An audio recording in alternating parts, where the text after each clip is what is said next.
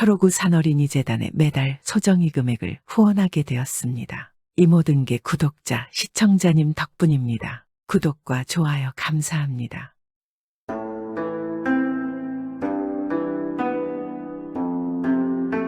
옛날 옛적의 조선시대 때에 산세가 수려하고 물맑기로 유명한 전라도 땅 깊은 골짜기의 대산이라는 작은 마을이 있었습니다. 이곳에서 훗날 조선 팔도를 뒤흔들 대명창 대통달이 태어났습니다. 그는 떡잎부터 남달랐습니다. 갓난아기 시절 울음소리조차 어찌나 우렁차고 구성진지 마을 사람들은 저놈 목청이 예사롭지 않다. 필시 소리로 한 가닥 할 인물이다라며 혀를 내두르곤 했습니다. 대통달은 자라면서 오로지 소리 하나에만 매진했습니다. 남들이 밭을 갈고 논을 벨 때 그는 폭포수 아래로 들어가 떨어지는 물줄기를 맞으며 소리를 질러댔고 똥물은 못 먹어도 신밥은 먹어가며 목이 터져라 피를 토하는 수련을 거듭했습니다. 마침내 그가 득음의 경지에 이르렀을 때는 어떤 소리도 낼 수 있었습니다. 그의 명성은 바람을 타고 삽시간에 퍼져나갔습니다. 고향 대산리를 넘어 인근 고을로 다시 전라도를 넘어 한양 도성안까지 그의 이름 석자가 오르내리기 시작했습니다. 사람들은 그를 두고 하늘이 내린 목소리라 칭송했고 그가 가는 소리판마다 구름 관중이 몰려들어갈 디딜 틈조차 없었습니다. 그러던 어느 날 호사가들 사이에서 기이한 소문 하나가 돌기 시작했습니다. 자네 그 소문 들었나? 대통달 명창의 소리가 얼마나 기가 막힌지 사람이 아니라 짐승도 알아듣는다더군. 에이 설마 짐승이 소리를 어찌 알아듣는단 말인가. 아니네 내 두 눈으로 똑똑히 봤네. 대통달이 덩실덩실 춤을 추며 소리를 하니까 밭갈던 황소놈이 고개를 쳐들고 껄껄 웃더라니까. 말이라는 것은 발이 없어도 천리를 간다더니 이 터무니없는 소문은 마침내 이 기상천외한 소문은 구중궁궐 깊은 곳 임금님의 귀에까지 들어가고야 말았습니다. 나란 일로 골머리를 앓던 임금은 모처럼 들려온 흥미로운 이야기에 귀가 솔깃해졌습니다. 매일같이 올라오는 딱딱한 상소문과 신하들의 정쟁에 지쳐있던 차에 소리로 황소를 웃기는 사내의 이야기는 가뭄의 단비처럼 신선한 재미였습니다. 임금은 편전의 신하들을 불러 모아 물었습니다. 경들은 들었는가? 저 시골 구석에 대통달이라는 소리꾼이 있는데 그 자의 재주가 얼마나 신통한지 미물인 황소조차 웃게 만든다더구나. 이것이 과연 가당키나 한 일인가? 신하들은 서로 눈치만 볼 뿐 선뜻 대답하지 못했습니다. 그때 평소 임금의 비위를 잘 맞추기로 소문난 한 신하가 앞으로 나서며 아뢰었습니다. 전하 소신도 그 소문을 익히 들었사옵니다. 한간에 떠도는 말로는 대통달이 부채를 쫙 펴고 춤을 추며 소리를 내지르면 무뚝뚝한 황소조차 그 흥을 이기지 못하고 입을 벌려 웃는다 하옵니다. 이는 전하의 성덕이 온 세상에 미처 뛰어난 재주를 가진 인재들이 곳곳에서 나타나는 징조가 아니겠사옵니까? 임금은 허허 웃으며 고개를 갸웃거렸습니다. 말도 안 되는 소리다. 황소가 웃다니. 소가 음매하고 우는 것은 보았어도 사람처럼 하하하하고 웃는다는 것은 듣도 보도 못했다. 내 직접 눈으로 확인하지 않고서는 믿을 수 없도다. 임금의 호기심은 곧장 명령으로 이어졌습니다. 여봐라, 당장 그 대통달이라는 자를 궁으로 불러들이라. 내 친히 그 재주를 시험해 볼 것이다. 만약 그 소문이 사실이라면 큰 상을 내릴 것이요. 허풍이라면 임금을 능멸한 죄를 물을 것이니라. 추상 같은 어명이 떨어지자 궁궐의 전령은 뽀얀 먼지를 일으키며 달려 대통달이 있는 곳으로 향했습니다. 한편 아무 영문도 모른 채 집에서 머물고 있는 대통달에게 청천벽력 같은 소식이 전해졌습니다. 땀을 뻘뻘 흘리며 도착한 전령이 어명을 전하자 대통달의 얼굴은 사색이 되었습니다. 뭐라고요? 전하께서 제가 황소를 웃기는 것을 보시겠다고요. 대통달은 다리에 힘이 풀려 그 자리에 주저앉고 말았습니다. 사람들이 자신을 칭송하기 위해 지어낸 황소를 웃긴다는 과장된 표현이 화근이 될 줄은 꿈에도 몰랐던 것입니다. 그것은 그저 그만큼 소리를 잘한다는 비유였지 실제로 소가 웃는다는 뜻은 아니었으니까요. 아이고 내 팔자야, 이제 나는 죽은 목숨이구나. 사람을 웃기고 울리는 것이야 내 본업이니 얼마든지 하겠지만 말 못하는 짐승을 어찌 웃긴단 말인가. 소가 내 소리를 알아들을 리 만무하고 춤을 춘들 그게 사람들 눈에는 춤으로 보이겠는가. 한양으로 압송되다시피 올라가는 내내 대통달은 밥 한술 뜨지 못하고 끙끙 앓았습니다. 어명을 거역할 수도 없고 그렇다고 가서 실패하면 임금을 기만하고 세상을 속인 죄로 목이 달아날 판이었습니다. 감옥 같은 숙소에 갇혀 궁궐에 들어갈 날만 기다리던 밤, 대통달은 뜬 눈으로 밤을 지새웠습니다. 이대로 죽을 수는 없다. 호랑이 굴에 들어가도 정신만 차리면 산다고 했다. 방법이 없을까? 소가 좋아할 만한 게 무엇이 있을까? 여물 아니야. 임금 앞에서 여물을 줄 수는 없어. 그렇다면 방법은 하나. 머릿속을 쥐어짜던 그의 뇌리에 번개처럼 스치는 생각이 있었습니다. 그것은 바로 소의 본능을 이용하는 것이었습니다. 수소는 암소의 냄새에 민감하게 반응한다는 사실을 시골에서 자라며 숱하게 보아온 그 자연의 이치가 떠오른 것입니다. 그래, 웃게 만들 수 없다면 웃는 것처럼 보이게 만들면 된다. 아니, 웃는 것보다 더 격하게 기뻐하게 만들면 되는 것이다. 대통달은 즉시 사람을 시켜 은밀하게 물건 하나를 구해오게 했습니다. 그것은 바로 발정난 암소의 분비물이었습니다. 그는 아무도 모르게 자신의 비단 두루마기 소매 끝단에 그 분비물을 듬뿍 발랐습니다.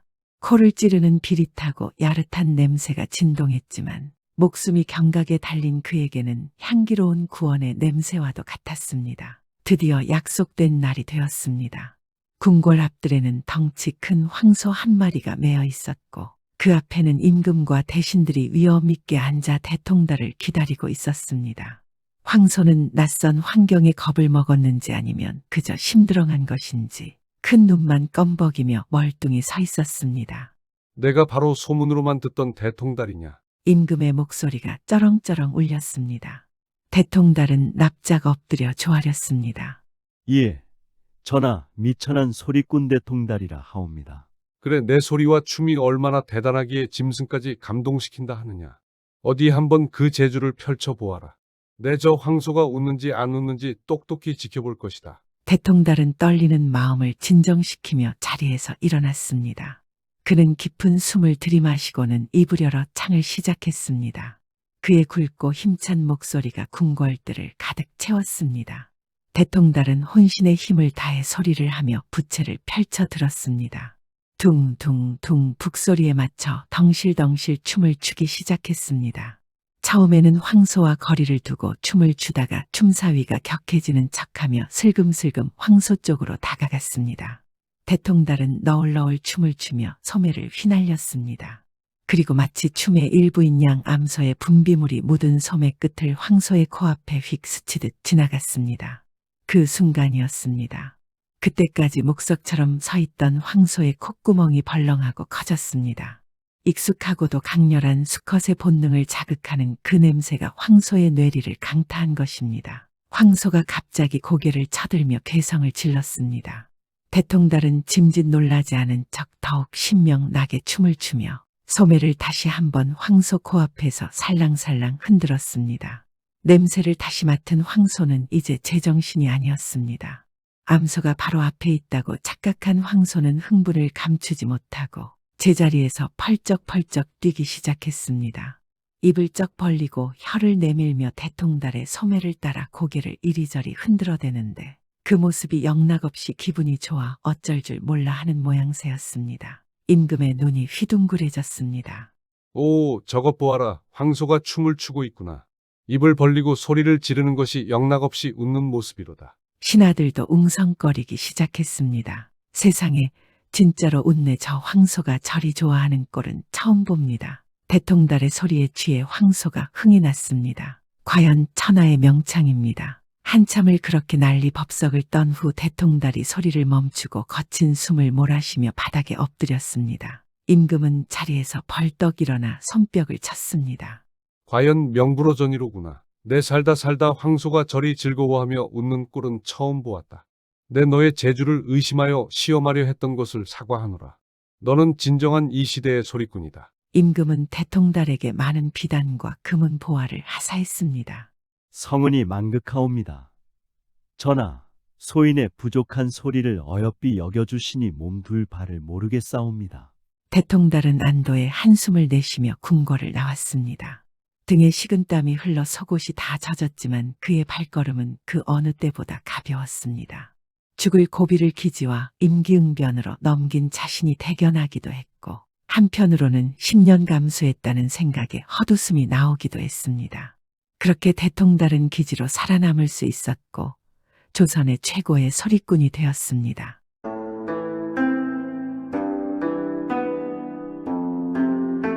옛날 옛적에 어느 한적한 마을에 남다른 기백을 가진 한 선비가 살고 있었습니다.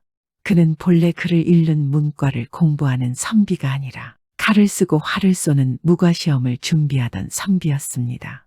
그의 풍채는 늠름하기 그지없었고 담력 또한 누구에게도 뒤지지 않을 만큼 대단했습니다. 하루가 다르게 무예 실력이 일취월장하고 있었기에 마을 사람들은 그가 장차 나라를 지키는 큰 장수가 될 것이라 의심치 않았습니다. 그러던 어느 날 밤이었습니다. 고된 훈련을 마치고 깊은 잠에 빠진 선비의 꿈속에 돌아가신 아버지가 나타나셨습니다. 아버지는 평소와 달리 엄숙한 표정으로 선비를 꾸짖듯 말씀하셨습니다. 이놈아, 지금 내가 칼을 휘두를 때가 아니다. 당장 무예를 접고 문과에 응시하여 조정에 나아가서 국사에 전념하거라. 그것만이 우리 집안을 다시 크게 일으키는 길이다. 꿈에서 깬 선비는 멍한 표정으로 앉아 아버지의 말씀을 되뇌었습니다. 무예가 아니라 글 공부라니 이런 어찌한단 말인가. 내 재주는 칼에 있는데 어찌하여 문과를 권하시는 걸까. 하지만 곰곰이 생각해보니 아버지의 말씀이 틀린 것도 아니었습니다.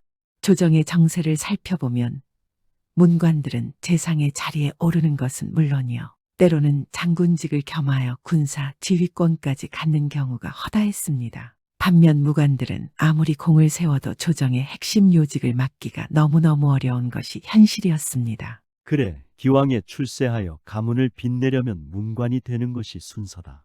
일단 문과에 급제하여 힘을 기른 뒤에 내 숨겨진 무예 실력을 발휘해도 늦지 않겠지.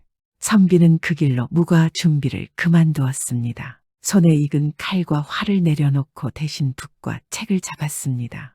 평생을 몸으로 부딪히며 살아온 그에게 책상머리에 앉아 글을 읽는 것은 고역이었지만 그는 무인 특유의 끈기로 버텨냈습니다. 그렇게 봄이 가고 겨울이 오기를 4번 장장 4년이라는 세월이 흘렀습니다. 드디어 한양에서 과거 시험이 열린다는 방이 붙었습니다. 이번엔 기필코 급제하여 아버지의 뜻을 받들고 가문을 일으키리라. 선비는 2주먹을 불끈 쥐고 결의를 다지며 한양으로 향하는 길에 올랐습니다. 한양으로 가는 길은 멀고도 험했습니다. 산을 넘고 물을 건너 며칠을 걷다 보니 어느새 날이 저물었고 선비는 과거를 보러 가는 유생들을 위해 나라에서 지어놓은 숙소를 발견하게 되었습니다. 지친 몸을 뉘일 곳을 찾았다는 안도감도 잠시 그 집 주변에는 왠지 모를 음산한 기운이 감돌고 있었습니다. 지나가던 마을 사람에게 그 집에 대해 묻자 그들은 소스라치게 놀라며 손사래를 쳤습니다. 아니, 젊은 양반 설마 저 집으로 들어가려는 거요. 절대 안 됩니다. 과거 시험을 보러 가는 사람들을 위해 지은 집이라 들었는데 어찌 그리 말리십니까?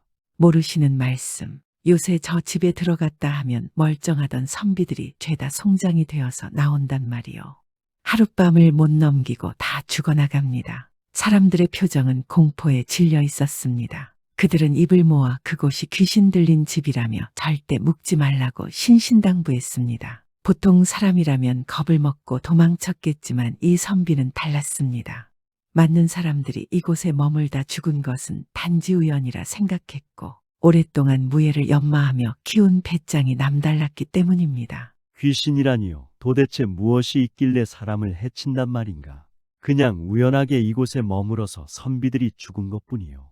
혹여나 귀신이 있다면 그냥 놔두어서는 안 될 일 아니겠소. 매번 사람을 해치는 귀신이라면 내 절대 그냥 놔두어서는 안 될 일이요. 내 눈으로 직접 확인해 봐야겠소. 선비는 호기심과 오기를 참지 못하고 그 흉흉한 집으로 성큼성큼 들어갔습니다. 어지간한 글쟁이 선비들과는 차원이 다른 담력을 가진 그였기에 가능한 일이었습니다. 밤이 되자 정막이 감도는 집안. 선비는 방 한가운데 자리를 잡아 누웠고 일부러 잠을 청하지는 않았습니다. 온 신경을 곤두세우고 어둠 속을 응시했습니다. 과연 무엇이 나올 것인가? 혹여나 정말 귀신이 있는 것인가? 내 귀신이 있다면 한번 보고 싶구나. 밤이 깊어지자 산새의 소리조차 들리지 않는 고요함이 찾아왔습니다. 그때였습니다. 갑자기 방바닥에 무거운 구들장이 들썩거리기 시작했습니다. 지진이라도 난 듯 요란한 소리와 함께 구들장 틈새가 벌어지더니 머리를 풀어헤친 노인 하나가 불쑥 튀어 올라오는 것이 아니겠습니까? 천하의 강심장인 선비도 순간적으로 비명을 지를 뻔했습니다. 하지만 그는 곧바로 마음을 다잡고 침착하게 노인을 바라보았습니다. 귀신이면 당장이라도 제압하겠다는 기세였습니다. 그런데 정작 놀란 것은 선비가 아니라 귀신인 노인이었습니다. 노인은 선비를 빤히 쳐다보며 신기하다는 듯 입을 열었습니다. 이 젊은이 담력 한번 대단하구먼. 다른 선비들은 내 모습만 봐도 거품을 물고 기절하거나 죽어버리던데 자네는 눈 하나 깜짝 안 하는구려. 내 오랫동안 이곳에 있었지만 이런 경우는 처음이구만. 선비가 노인을 향해 정중히 물었습니다. 어르신은 누구시기에 이런 모습으로 나타나 사람들을 놀라게 하십니까? 노인장 때문에 많은 선비들이 억울하게 비명 행사했습니다. 어찌 이런 짓을 저지른다 말입니까? 그러자 노인은 억울하다는 듯 한숨을 내쉬며 사연을 털어놓았습니다. 내가 사람을 해치려고 한 게 아니라오. 나도 말 좀 하고 싶었는데 다들 놀라서 죽어버리니 말도 못 꺼냈지. 내 일부러 그 귀한 목숨을 뺏으려 한 것이 아니네. 사실은 이 방 구들장 바로 밑에 내 관이 묻혀 있다네. 관이라니요. 이 방의 방바닥 밑에 있다고요. 그렇다네. 내 원래 여기가 내 묘지였는데 사람들이 그것을 모르고 이곳에 집을 지었다네. 그런데 사람들이 춥다고 아궁이에 불을 펄펄 떼니 내가 뜨거워서 견딜 수가 있어야지.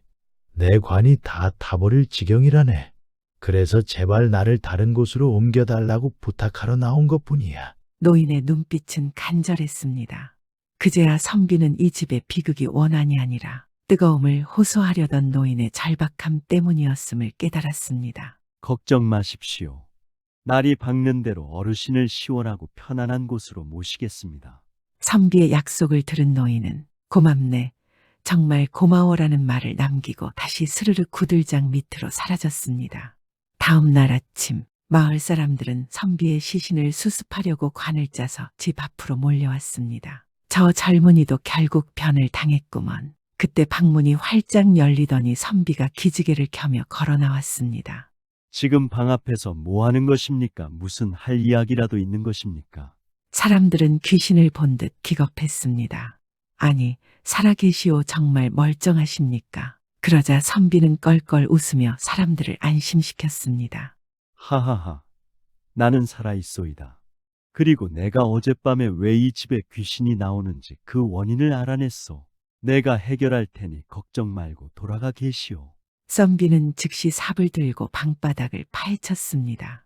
한참을 파내려가자 정말로 불에 그을린 낡은 관 하나가 나왔습니다.